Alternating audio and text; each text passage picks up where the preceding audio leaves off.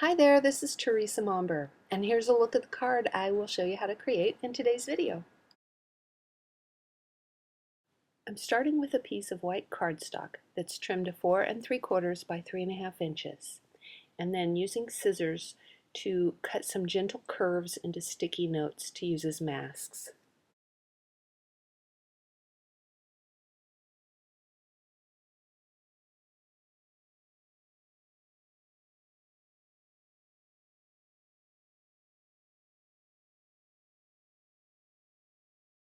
I put the mask in place and then sponge along the edges using Gina K Ocean Mist ink.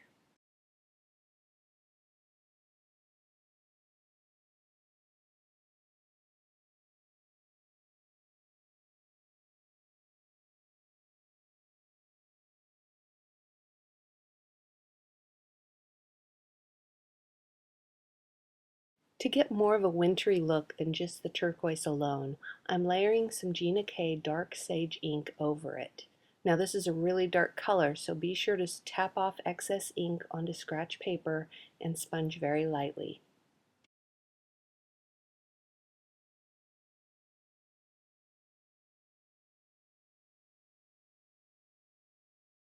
Now I'll remove the mask from the first snowbank and use the same sticky note to create a second snowbank.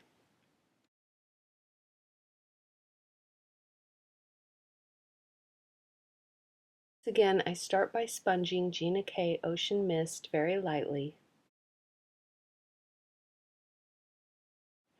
and then I'm using Dark Sage again to layer over the ocean mist.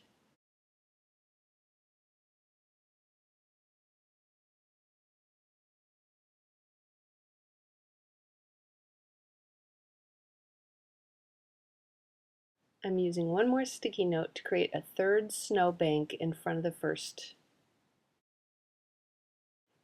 And once again, I'm using Ocean Mist and Dark Sage to sponge along the edge of my mask.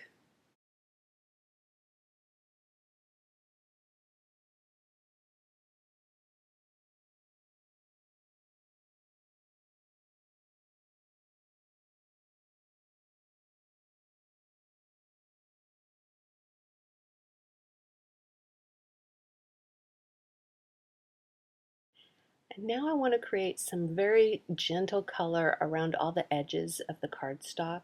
So I'm using the same two colors, Ocean Mist and Dark Sage, and sponging extremely lightly around all the edges.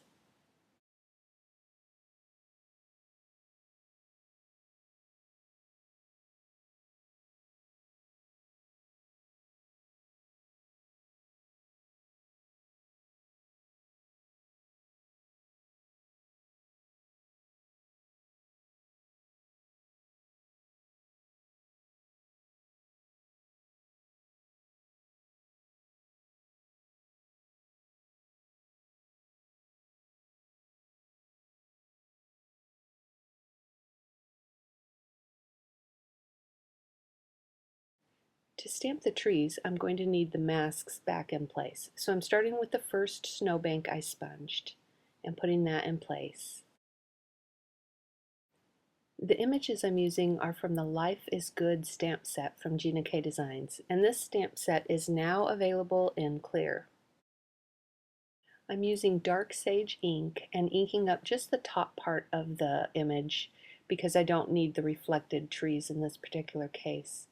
And stamping that image and then stamping it again for some lighter trees in the background.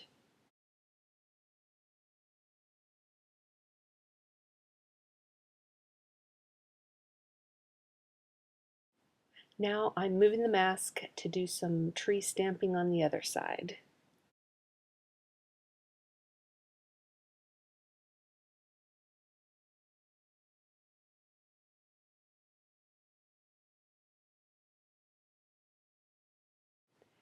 And this time I'm inking up the smaller of the tree bank images and stamping that, again using Dark Sage, and once again stamping a few extra times for some lighter images.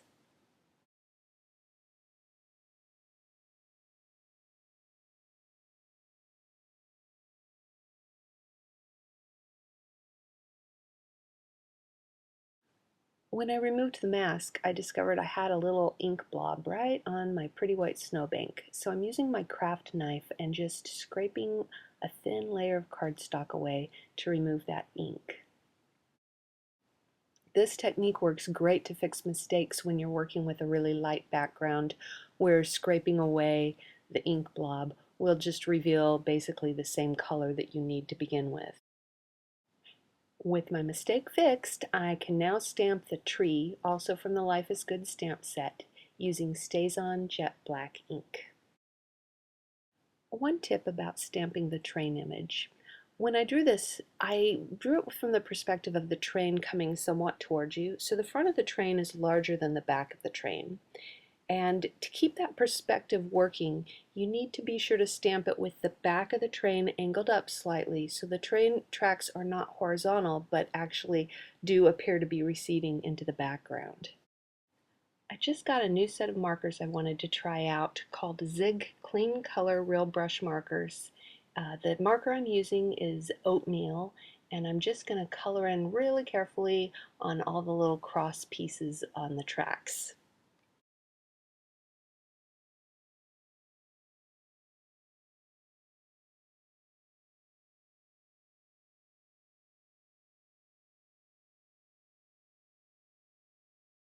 For the rails of the track, I'm using gray-brown.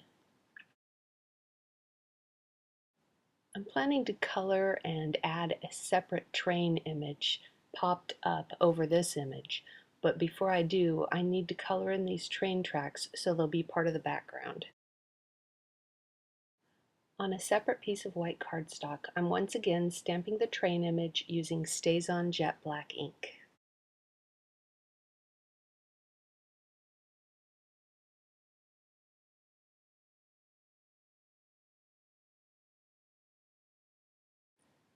To color the train, I'm starting with the gray-brown marker and adding that to all the areas where I want the deepest shading.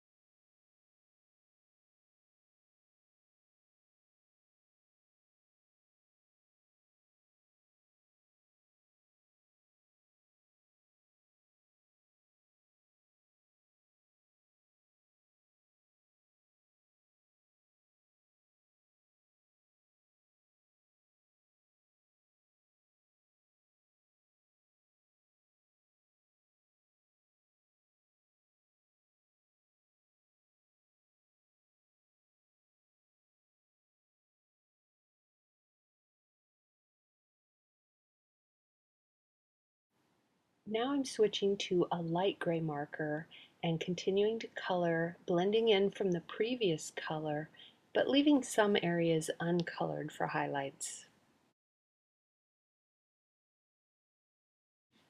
I really like the brush tip on these new markers.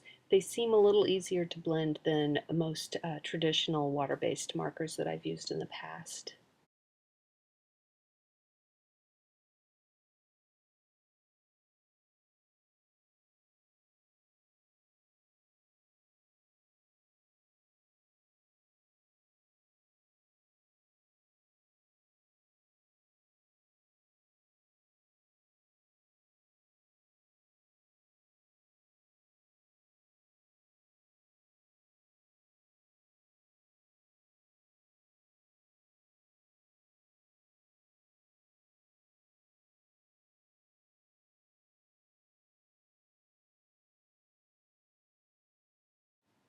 After adding the light gray, I found that I wanted some even deeper shading than before, so I'm back to that gray-brown marker to touch up a few areas.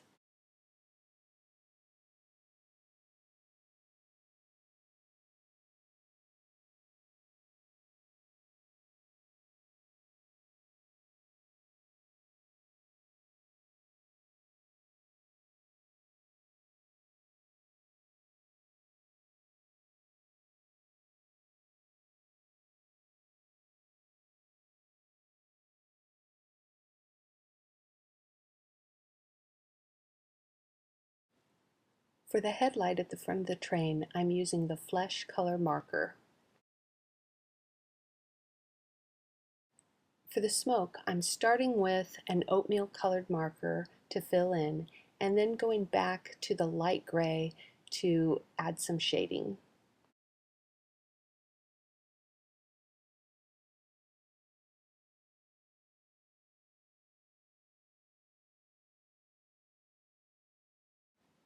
After coloring, I'll use my scissors to fussy cut around the train image, cutting away the tracks. Since I'm planning to pop up the front of the train when I adhere it, I'm going to color in this background image using my gray-brown marker.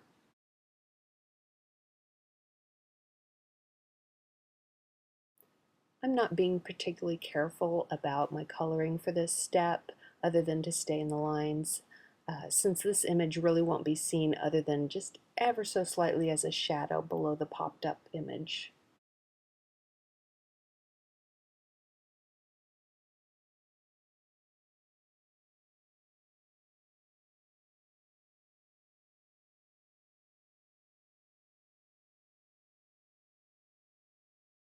To adhere the image, I'm using self-adhesive foam squares at the front of the train and then a little bit of craft glue at the back.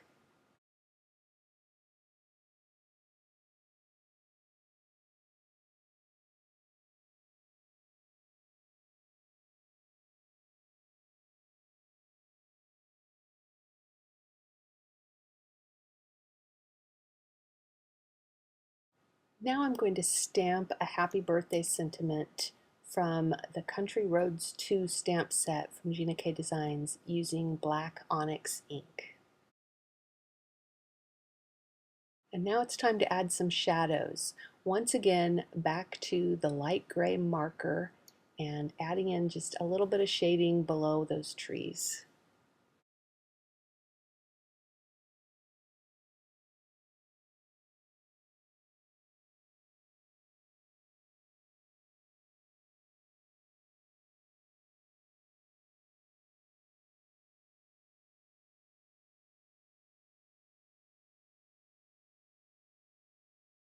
And using the same marker, I'll add a little bit of a shadow along the track for the train.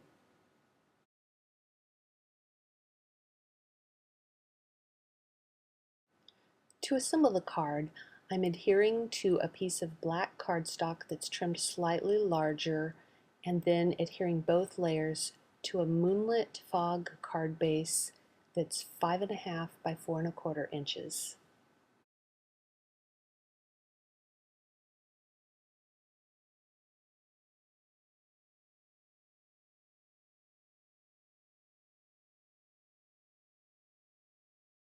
And that completes today's video. Thanks for watching.